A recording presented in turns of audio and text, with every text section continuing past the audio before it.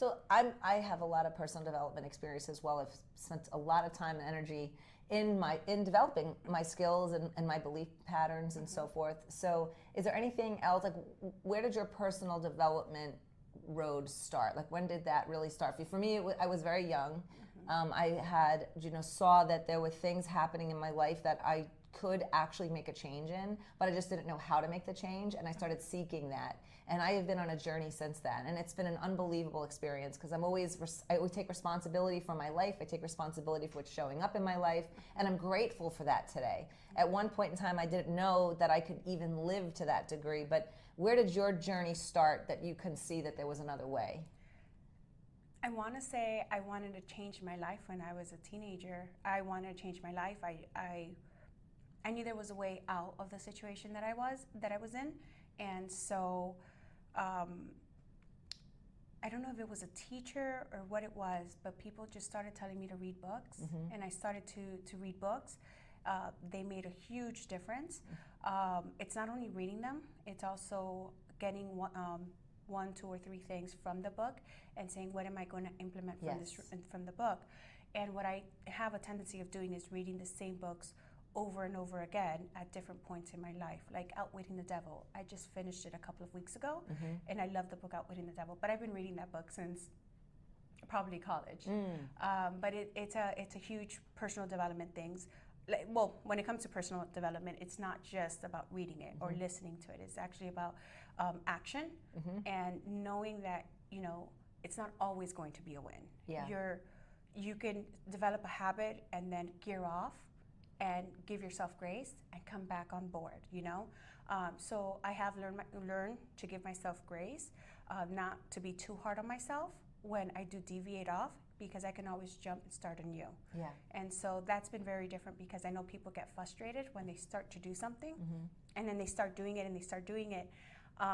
then all of a sudden, like, something gets in the way, and they don't accomplish their goals. But it doesn't matter if you accomplish your goal within 1 year, in 2 years, in 5 years. If you keep going at it, you will ultimately accomplish what you want to. Yeah, like creating, in the work that I do in self-discovery, it's creating identities and becoming aware of identities that no longer serve us. Like, for example, there was an identity of the Punisher. The Punisher, for me, was, it's like when you did something wrong, this is normal. When you do something wrong as a child, there's like, oh, now you're punished, or now a disciplinary action. And I realize now that there's a huge difference, and it makes a big difference for me in parenting my own children, that there's a big difference between punishing and discipline. Yes. And I learned that I punished myself when I didn't do well. And it just, no fault of any of my parents or anything. It's just normal. That's just like, okay, you didn't do well, you did something wrong, now this is the consequence. And it's not to say to not pay consequences. That's okay. It's okay to give yourself consequences. But there's a difference between paying a consequence and punishing yourself. Yes. And I've really seen the difference in myself, because now if I feel that identity coming on, that punishing identity, I'll choose grace, or I'll choose love for myself, because, okay, I am where I am, I take responsibility, now we're going to move forward. Oh my God, I love that.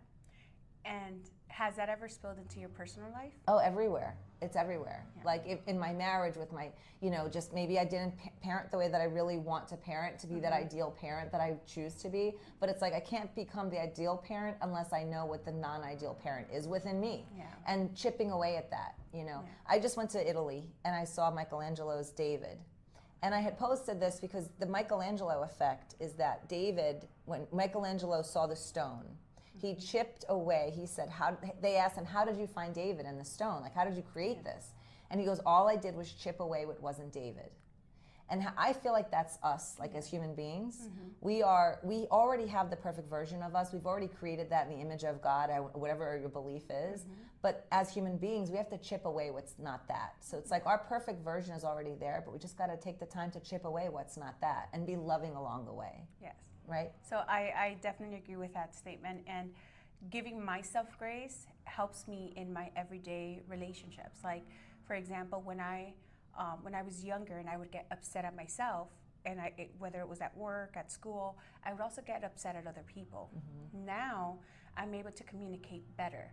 Even with like my kids, I don't believe in screaming at my kids. I don't punish my kids. It's not. They're very good kids. So, They are. You know, I want to say that I don't even have to punish them, but I do have a conversation with them. I love to have conversations with them because I also want to make sure that my kids treat themselves well, and that they develop several self identities, like you were talking about, but that are positives for them.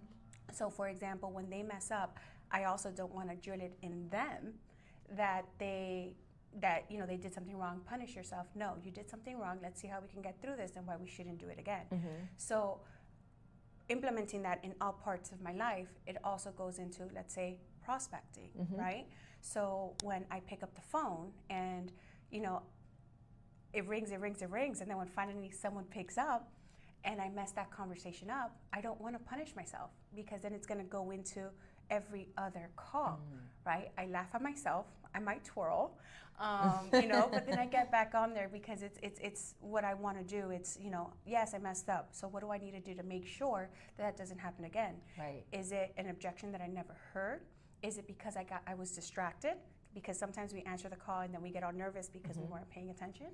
And then at other times we, you know, we know what we have to say, but we didn't say it, right? Or we didn't think about it. We actually answered before we heard what the person was trying to say.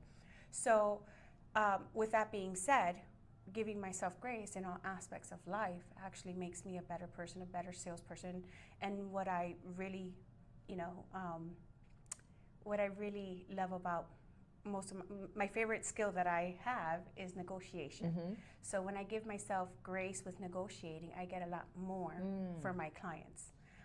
And as you know, because we've done a lot of deals together, I'm able to negotiate really great deals. We've gotten over $25,000 back for our clients, $20,000.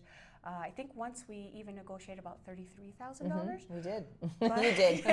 We just had it on the contract. Yes. So you know, we you know negotiated. We negotiate that, but the reason I'm able to do that is because one, I give myself grace to be able to do that. And if I mess up, worst case scenario, I get them $20,000 instead of $30,000. But consistently doing it gives us consistently the numbers that we get when we negotiate.